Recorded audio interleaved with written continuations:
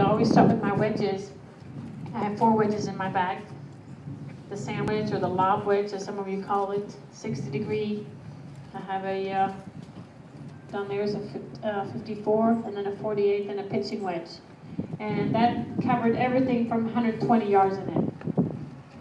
During my career, you know, I had a few different clubs in my bag. There was a time when I had 5 woods in my bag, less irons. And now I'm back to 3 woods and more wedges, because I feel like I need clubs within 120 yards more than I would need the longer woods. So it's really more preference, the way I was playing, the strength of my game, and on the golf course I would play.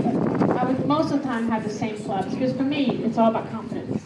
If I change clubs every day, I wouldn't know if the clubs worked, or was it me, or was it the golf course. So for me, just once I found a club I liked, it was just practicing with that and getting used to it. So let's continue warming up here. I have, in this case, I just got in a plane, so it was really not the best preparation. But normally I would go in the gym. If I teed off in the afternoon, I'd go in the gym, do a session in there about an hour. If I teed off at 8 in the morning, I wouldn't go to the gym for an hour, but I would go there for about 10-15 minutes and just kind of get the blood circulating. And you know, that didn't take long. Go on a bike, jump some rope. Sometimes you would see me in the parking lot jumping rope. People are like, what is she doing? It was a great way for me to warm up. Didn't take me long until I was out of breath, so it's a good way to do that. The last thing I tell people, don't run from the parking lot and take a club and start stretching like this and trying to pull and crack as many bones as you can.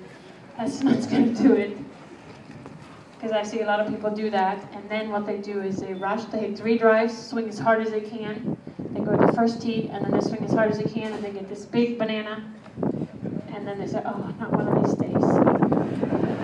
Well, if you just took your time a little bit and hit a few shorter shots, finding the rhythm, and not run to the first tee, it might help. Because you don't want to waste 3 holes on the golf course before you're warmed up. Unless you're just playing for fun and it really doesn't matter. But then don't get upset at yourself. Remember, you have to taper your expectations. Okay, where should I go? Normally I have a target in mind. These flags are perfect. It's just I have a 60 degree. I don't know if I can get there. So maybe I should take a target on the... what a photographer. This is 71 yards over here on the right. 70, okay, I'll be nice. Maybe I go in the middle until I'm warmed up. Good idea. Oh, that's fun. I'm just going to hit a few of these 60 degrees, really the key here. I'm really swinging it really softly here. Taking it back half, maybe 3/4 at the most. Accelerating through, but not really hitting it hard. I think the key to good wedge game is not to use the lower body too much. I see so many people using their legs and trying to drive it so hard when they hit their wedges. I tell people, if you want to hit it further, just grab a 9-iron.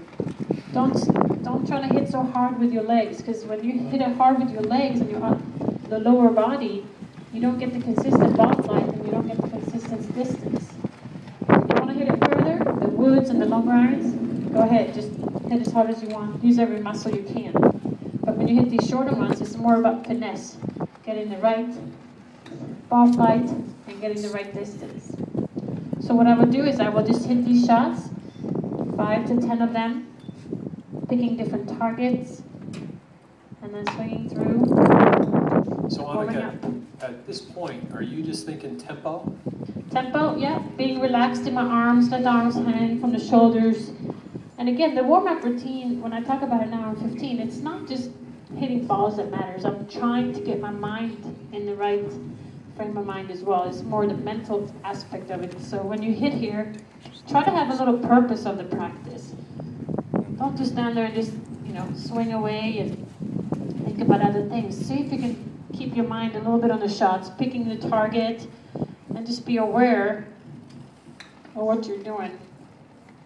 It's not always how many balls you hit, it's more, the quality of the ones that you do hit. I'm going to take another one here, just because I'm going to warm up a little bit. And when I talk about a target, the aiming is so important. Aiming is one of the few fundamentals that I always work on. It doesn't matter when, what time, when in my career. Obviously the grip is important. The setup is important, the balance, the ball position. But the aim to me is probably one of the most important thing, and one that not many people really pay attention to.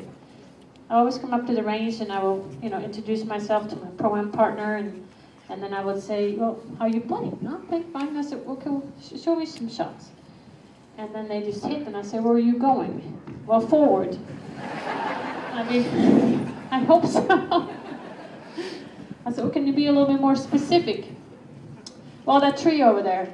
Okay, well, we're getting there. But really the key when you play is to really have a target in mind. And when you aim, you gotta aim with a club. The club is the most important part. Yes, the body is important, but if the club is not pointing to the target, then you somehow have to adjust it when you get down there. So really make sure that the club is pointing to the target. So if I'm going to that flag over there, is that an Irish flag? Yeah. What is that?